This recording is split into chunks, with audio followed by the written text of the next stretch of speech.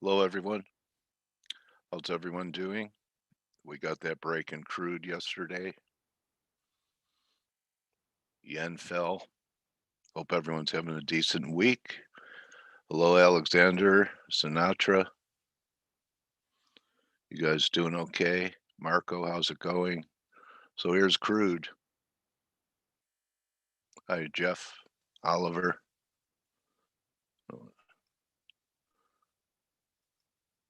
So yesterday I was talking about that this still could be an ABC and it could be a failing rally, and that's what happened.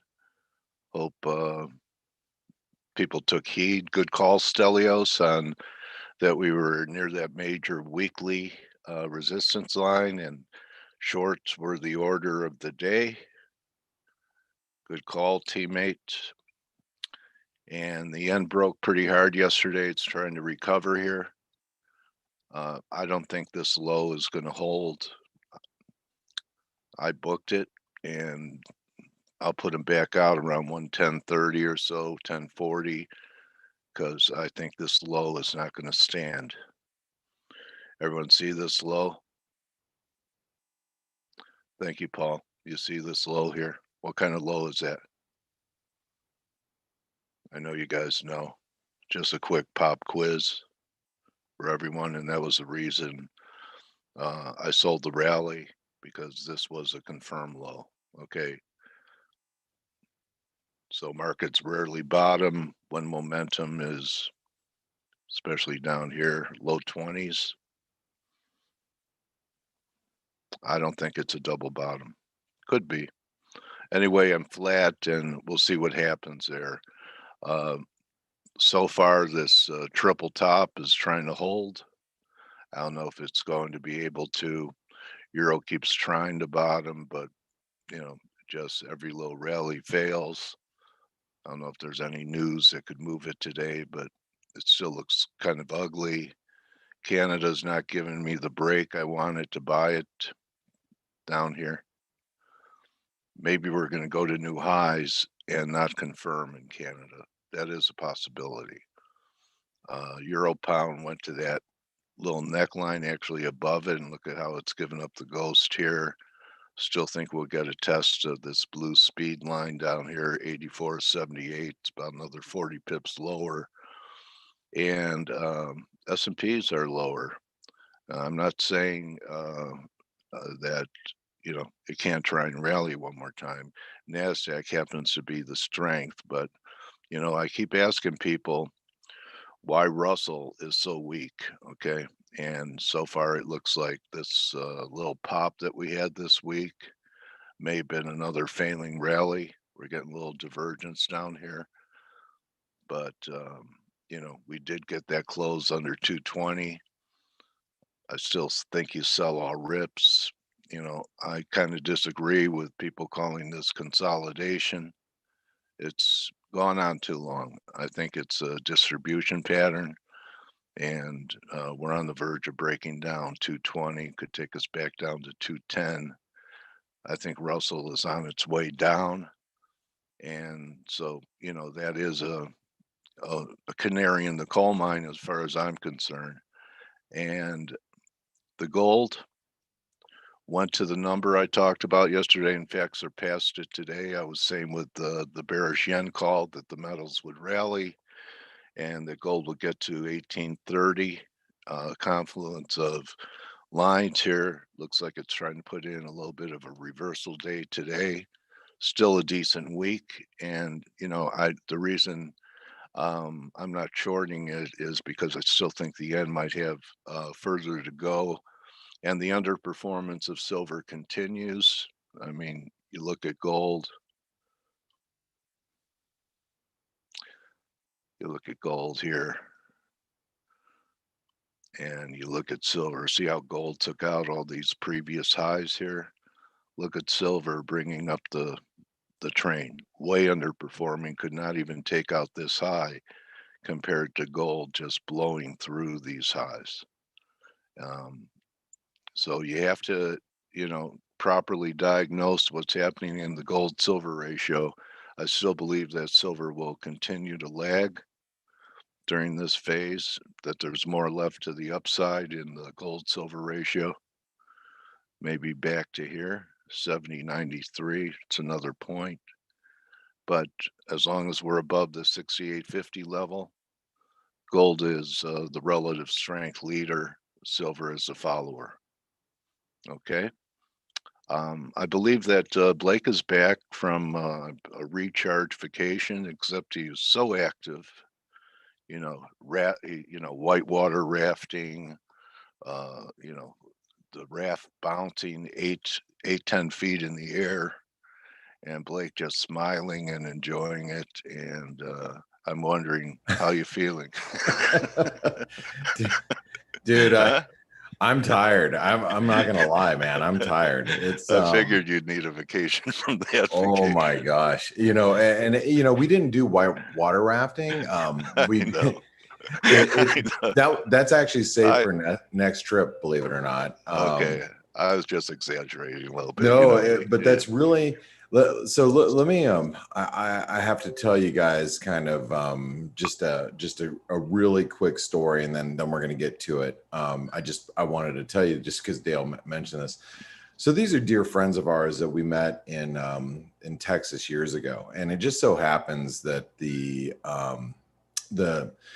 gentleman is a former Marine infantryman like myself. He actually him and his wife, they're 10 years younger than us, but his wife, child psychologist, in by education, by the way of education, and same with my wife. My wife's they both have they both are in child they're counselors. Development. They're counselors. My wife has her master's degree in child counseling and whatnot. So they work with like both of them, and both of us are like former Marines. And he was in the oil and gas business, but he left it to create a company called Next Level Burger, which Next Level Burger, here I'll just show you. They're the first plant-based burger. Whoops, here it's Beyond Meat. Well, they were around before Beyond Meat, so but they carry Beyond Meat in some of their locations, but this is their brand, and that's actually his back right there. This is them years ago. This is them like 8 years ago. They don't look much different, but they have locations, like 8 locations around the country. I think 8, and then they nice. then they're actually expanding into several more, and it's the first plant-based burger chain place. Chain. It's pretty awesome.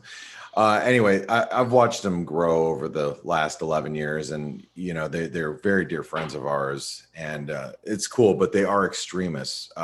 When I say extremists, I'm talking physical. Holy cow. We climbed up many mountains, looked, all the pictures that I tweeted a few, those are all the reason why those are so cool to me is because it wasn't like we just drove up someplace and took a picture. Like, all those places that we went were, I remember hiking 2 miles up this mountain to get to the top of basically the mountain next to Mount Bachelor. And that's not an easy hike. It's not, it took me a good hour to get up there, and that was going pretty much vertical. So I think it was the first vacation that I actually lost weight. I didn't gain weight. Anyway, it was wonderful. So it was such a great time. They're such dear friends of ours. They're we saw them in Montana 2 years ago, and we went to all those great locations in Montana, if you remember, a couple years back, and I tweeted some of those pictures and whatnot. And then this year, this is the first time we've seen them since the pandemic, and we usually see them once a year. So anyway, great people. Forex Gal said eating his burgers, eh? Yeah, no, we the funny thing is the wife who is she designed the entire menu. She she will not cook her restaurant food at home, but she's an awesome chef. So anyway, all right, let's talk a little bit about the markets. I actually wanted, I was just looking at Bitcoin as you know, you were talking, Dale.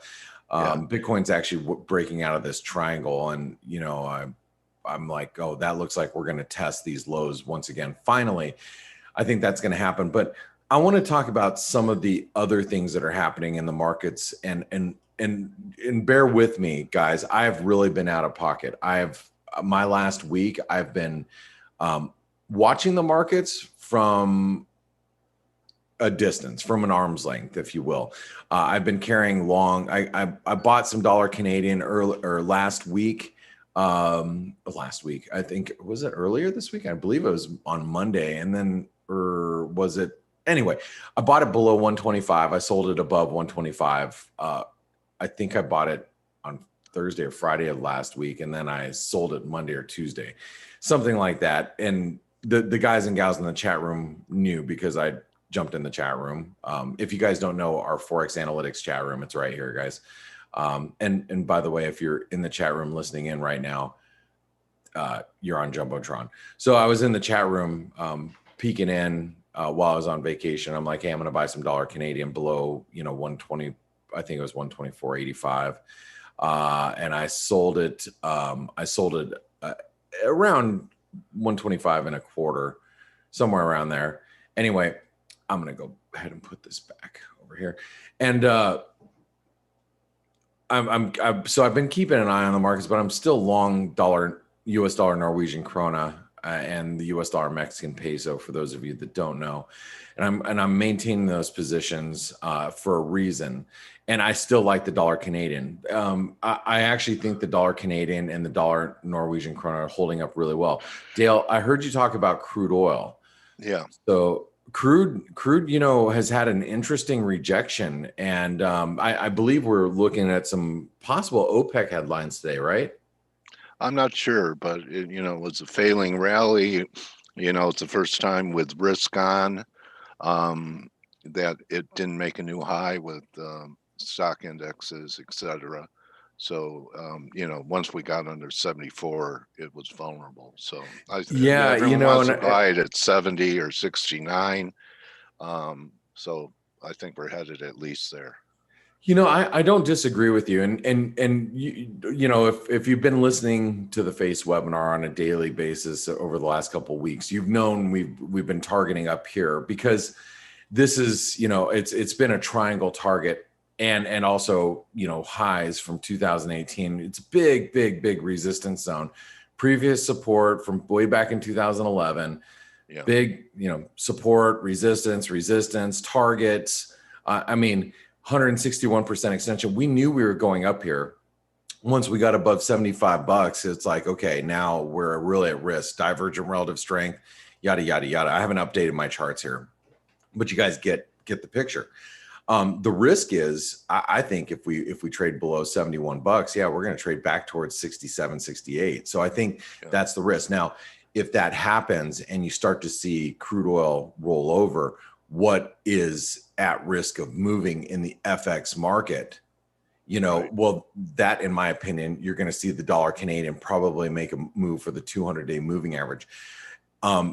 We've been discussing this for ad nauseum for like the last several months, that Steve had been bearish the US dollar Norwegian krona basically all of early 2021 and late 2020, and same with Stelios. They've been, you know, bullish the Norwegian krona, bearish US dollar Norway, and we've seen it drop aggressively. But what we've seen over the last few months, and really since the beginning of 2021, is we've seen us really stabilize in the US dollar Norwegian krona, despite the rally in crude and the rally in risk appetite. So now that crude looks a little weaker, S&Ps have hit some pretty key resistance, which I'll talk about here in a moment. You know, the US dollar Norwegian krona is actually at risk of breaking higher now.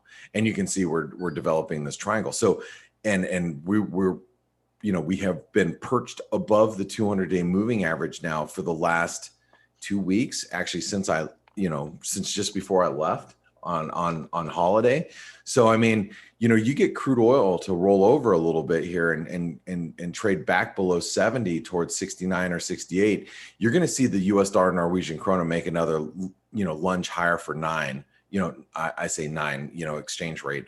Dollar Canadian's probably going to make a move for the 200-day moving average. I know the Bank of Canada came out, or Macklin was talking yesterday, and I saw some comments being flown around by a few of the people on financial Twitter, but I failed to, I was traveling, so I didn't. Not all the information was registering because I was damn tired yesterday while I was traveling. But I know that the dollar Canadian is really firm after those comments from the Bank of Canada. You can see originally we sold off, pushed a little bit of stops below the 124.50 level, and then pop right back up again. Now we're at risk of, when you ever have a false breakdown, the risk is a move, reversal going the other direction. So we're seeing some, like I said, I think the dollar CAD, the dollar Norway look relatively well bid, especially in this environment. And one last thing I should mention before Steve and Stelios, I'm going to welcome them in and thank them wholeheartedly for the help in the analysis, picking up the slack of me not being around, especially from the analysis standpoint. I do want to mention that the S&P has reached the 161% extension of the May sell-off. We were looking at 261% extensions, if you don't recall from last week. We had this 161% extension that we were challenging, which, by the way, as soon as I left, we saw that pullback. As soon as I was buttoning up my computer to leave, we saw a sell-off, but then we surged to new highs and finally, I think, reached where we had unfinished business, that 161% extension of the May move lower. And you notice how we're struggling here. So if the S&Ps do push lower, I think the risk is you see dollar strength here, because the dollar is and has been holding up very well in this environment. You put in a little bit of selling pressure in equities, you should see the dollar really start to firm against some of these currencies. So anyway, with that being Blake, said, Blake, I was saying yesterday that to Stephen Still is that, we thought that the dollar wouldn't catch a bid until there was some risk off, but the dollar did it prior to any risk off, has been firm. Yeah, I mean, right? the dollar really hasn't, the dollar hasn't pulled back at all. And so, you look at the dollar index, I mean, we're threatening. This is the big triangle that we've been looking at. We're above the 200-day moving average. We get above 92.85 and sayonara. This dollar index is probably going to trade, at least to challenge this resistance here, but flag pattern points to, or pennant points to 94 and change. I mean, I wouldn't want to be in front of the dollar if you see the S&P correct 5%, going into the rest of the summer. What do you think there, Dale? Yeah, I mean, the dollar's been acting great with risk on, so that's kind of usually a headwind for the dollar. And right. Yeah. So now if you get a tailwind, right? I know there's more to it than just risk on, risk off, and if Stelios will probably be here to tell you that we need to look at rates as well. And matter of fact, Stelios, Steve, how you guys doing? Good morning. Welcome back. Thank you. Hey, good morning, Steve. I would say it's nice to be back, but that was probably one of the more beautiful places I've been in the United States. I'm obviously a huge fan of Greece. My travels into your country have always set the bar really high as far as the most beautiful places I've ever been in the world. But in the United States, if you're into fresh, clear water that you can, and lakes that you can see through. You know, you can, not murky, you know, you can see the bottom of like a lot of these lakes, and you're into like pine trees and crisp, clean air. I'll tell you that it was Oregon is one of those places that is one of the most beautiful places I've been in the United States. So I'd like to say it's nice to be back, but frankly, I really enjoyed my time there. But anyway, how are you guys doing? And thank you so much for covering for my analysis or lack of analysis for the last week for the Forex Analytics subscribers. Thanks for filling in for me. I really appreciate it. No problem at all. It looked like markets were going to go all crazy when you were leaving, but then they kind of calmed down. Yeah, they did. We saw that. As I mentioned, you know, I mean, seriously, as I buttoned up my computer, I think that happened, like literally. And I know everybody has known me for the last 15 years from the Wise Trade Group, from MB Trading. You know, they were like, oh yeah, here it goes. Blake goes on vacation. The poop hits the fan, and it looked like it was going to happen, didn't it? Yes, it did. Yeah. Yeah, but in current markets, for about 10 minutes. That's not as easy as it used to be, right? Yeah, it looked like it for about 2 days, and then boop, we're right back up again. So what do you make of the markets now that we're here? I mean, let's not dispute the fact that we hit new highs in the S&P after I left, and this last week. Relative strength has been divergent. We hit the big 161% extension. They don't look too convincing up here, but it is today's market. So what are you guys making of the price action here? My view is the same. Rates, the dollar, and stocks, excuse me, they're all interconnected. And we are now in a tug of war between higher inflation and things looking, I mean, today we got average earnings in the UK, 7-point-something% year on year. You know, we're seeing inflation everywhere coming through. But on the other hand, we have the major central banks still telling us that this is transitory. And Powell yesterday was dovish. So, and he speaks again today.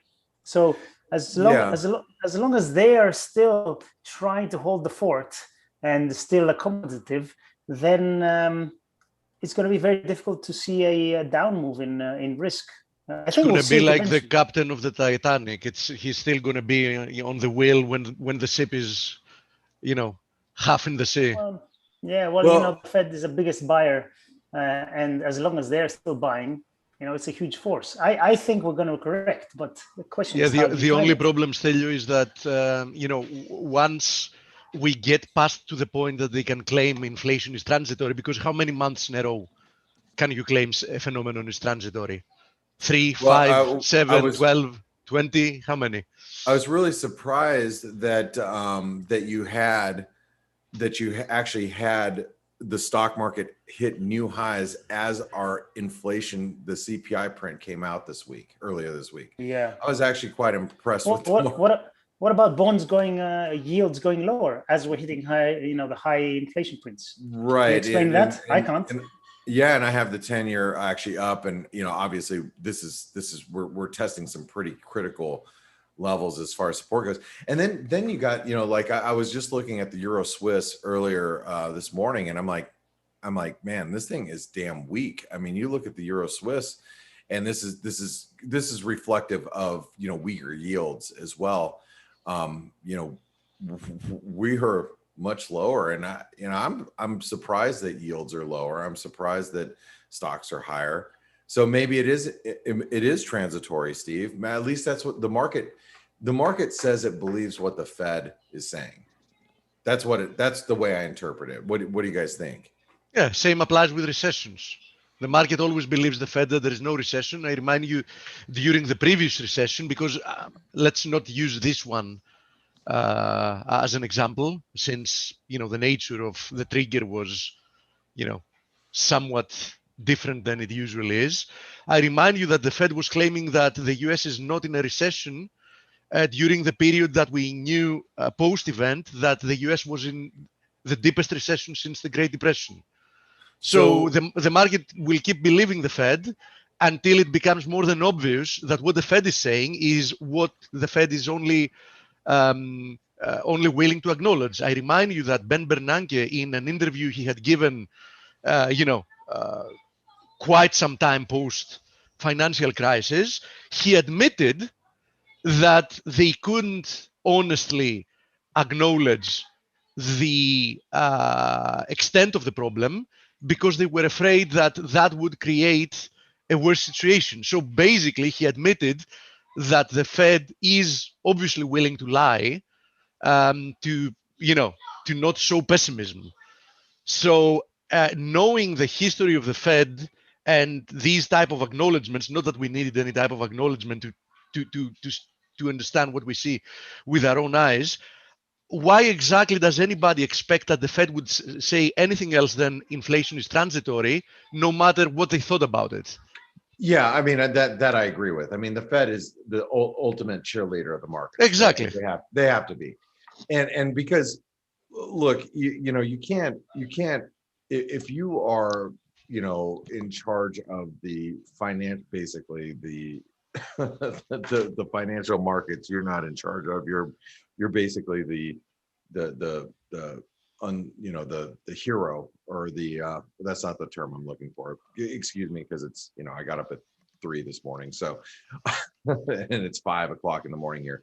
But what I'm saying is, as the Fed is like the ultimate cheerleader of the markets, they have to continue to praise, to tell us that things are going to be okay, because if the mindset of the market, or the that's not the term I'm looking for. Stelios can probably help me out here. If the sentiment of the market changes, it's hard to put that. I think that's the toughest genie to stuff back into a bottle, is when sentiment changes, and they can't allow that to happen, regardless of what's happening.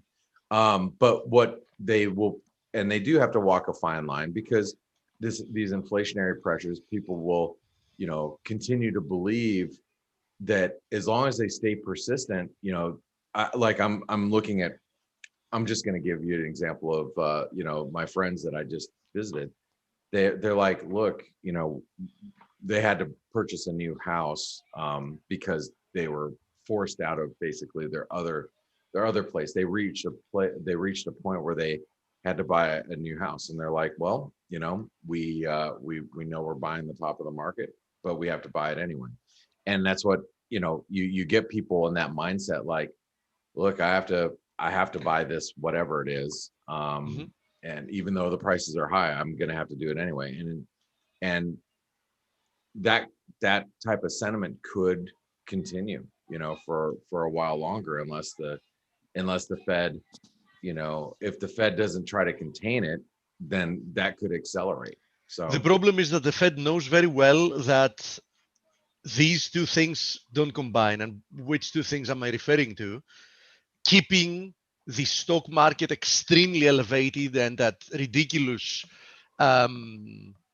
valuations, keeping the bond market at extreme valuations and bond yields extremely low, and at the same time fighting inflation, it's absolutely impossible. So they know that if it comes to that, and when it comes to that, there is no perfect solution, right? There is no like, we're going to invent something that's going to do all of that at the same time. You know what I mean?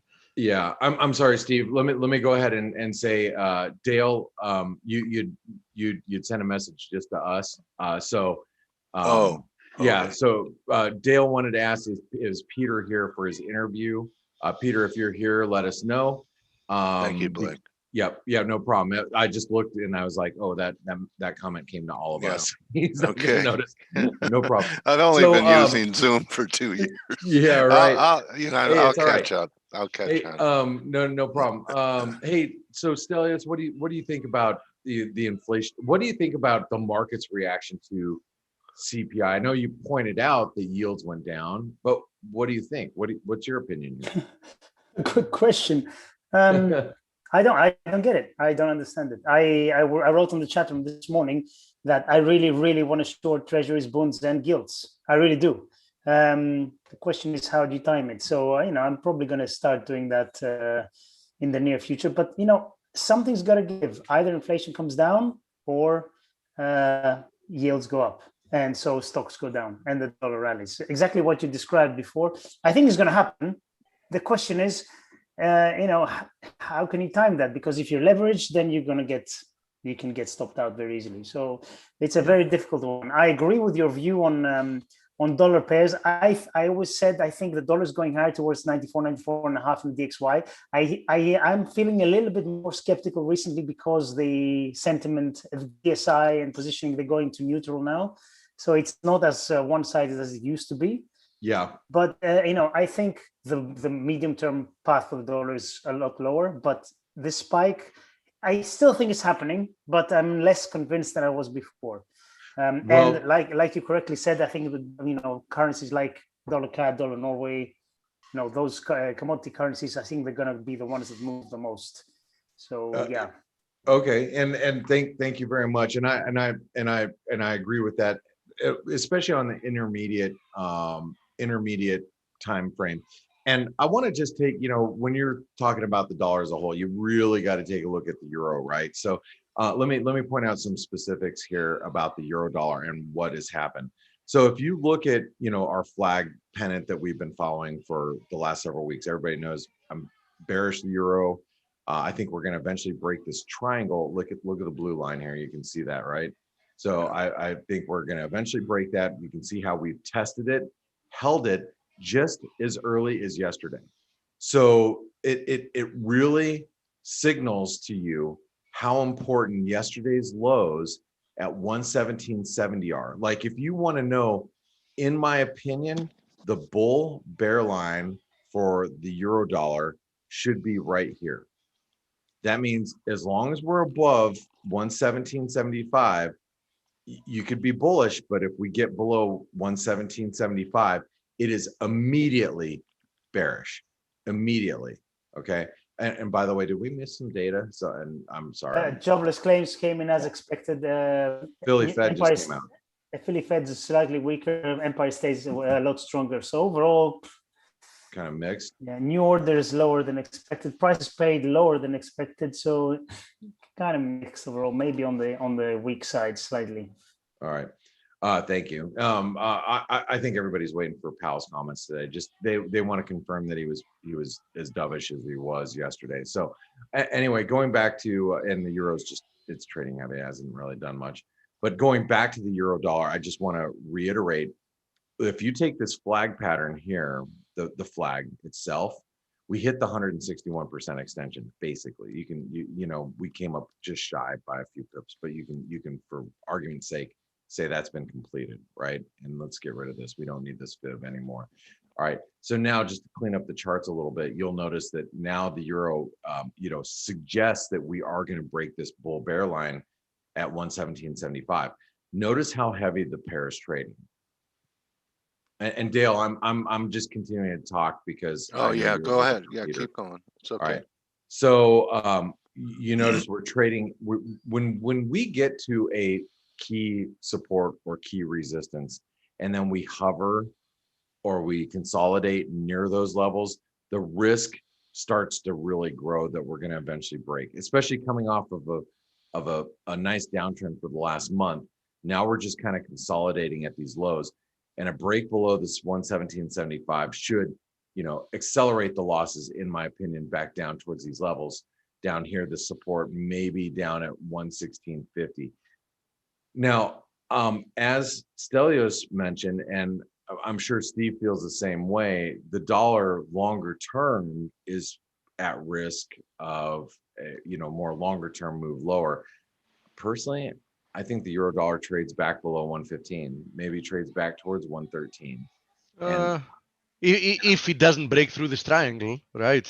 Well, if it breaks the triangle, yeah, we're going to be trading back down here towards 113, and that I am a buyer somewhere in this neighborhood, right? Somewhere down. If I have to just give you guys a guesstimate of where I'm, somewhere. Shoot, I didn't want to do that. I hate it when I grab the wrong thing. Okay, so somewhere down here. Didn't want to do that either. This is the area that I want to be a buyer. Somewhere below 115, closer to 113 and change.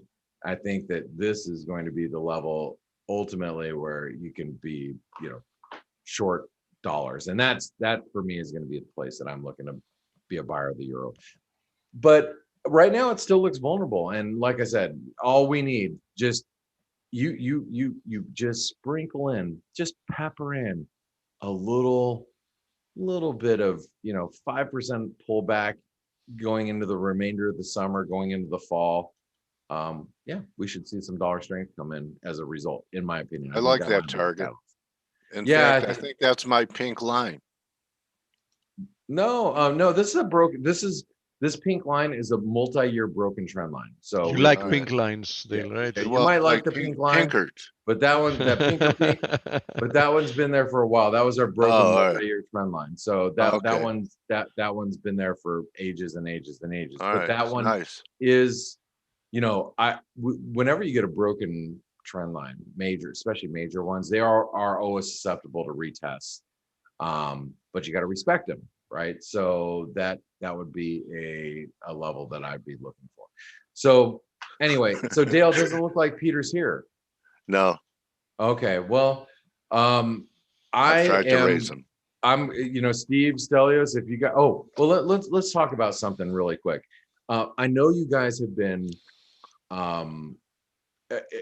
anticipating an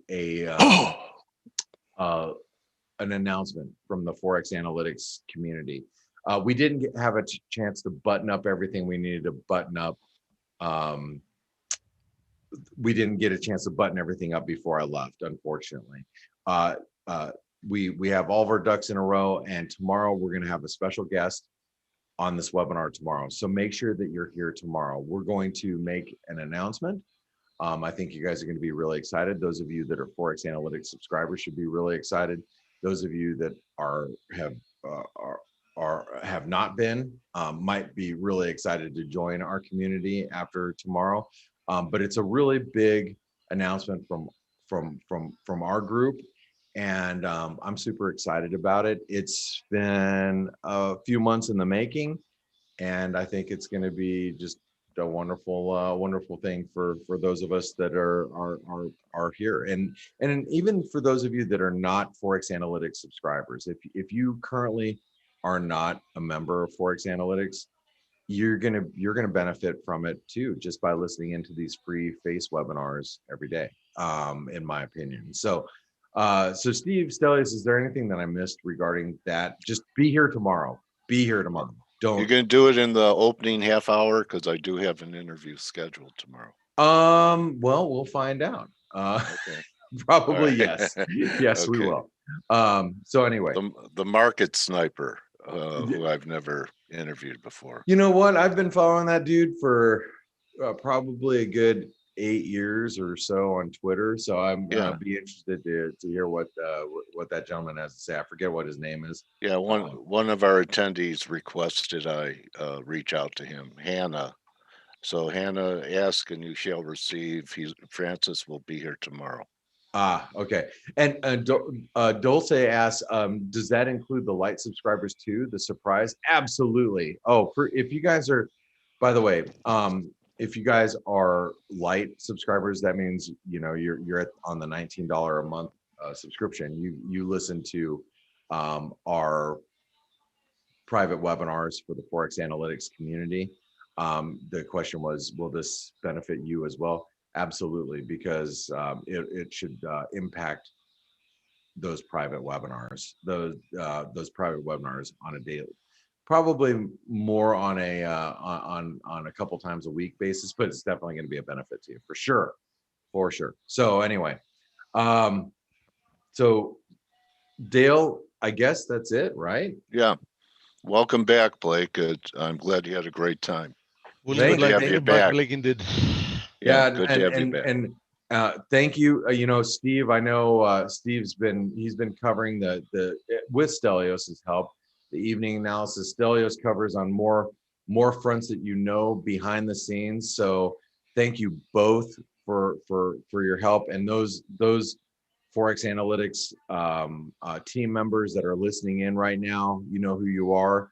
Thank you guys and gals behind the scenes helping out while I've been gone. It's, we're a small team. It's not like we're a 300 person unit. We are a much smaller team than that, but we have to pick up the slack when one of us is out.